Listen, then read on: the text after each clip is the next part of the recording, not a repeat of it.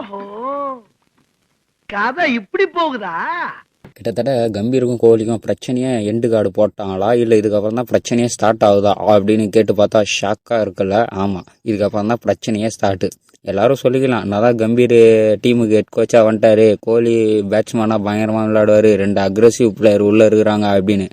ஆனால் அந்த மனசுக்குள்ளே இருக்கிற வன்மம் உள்ளே இருக்குமா அப்படின்னு யோசிக்கவே தோணுதில்ல. ஆமாங்க, 2 பேருமே சரியாக விளையாடிக்காமல் சரியாக பிச்சிலே சண்டை போட்ட இந்த 2 பேரை பற்றி நாடே பேசிச்சு வச்சுக்கலாம். நாடு என்ன நாடு, உலகமே பேசிச்சு வச்சுக்கலாம்.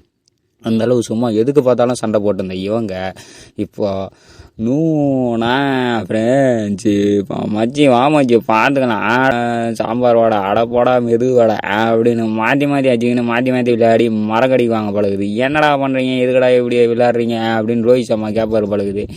இது ஆக்ஷன் மேடம். இவனோட நடவடிக்கை வெளியில விட்டு பாருங்க, அவன் நல்லா சிரிக்கிறான் பாருங்க.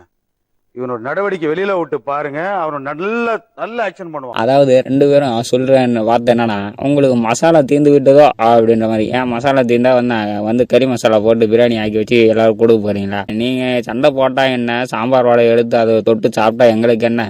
நீங்க சண்டை போடுங்க, இல்லை பிரியாணி பண்ணுங்க, என்ன வேணா பண்ணுங்க ஐயா.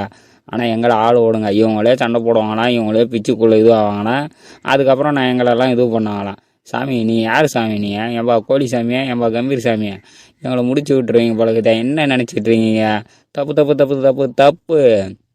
நீங்கள் 2 பேரும் பழைய மாதிரி அப்படி அப்படி சண்டை போட்டால் தானே எல்லா நியூஸ் சேனலுக்காரு எல்லாருக்கும் மசாலா இருக்கும், மீம்ஸ்லாம் போடுவீங்க, எல்லாத்தையும் பார்ப்பீங்க.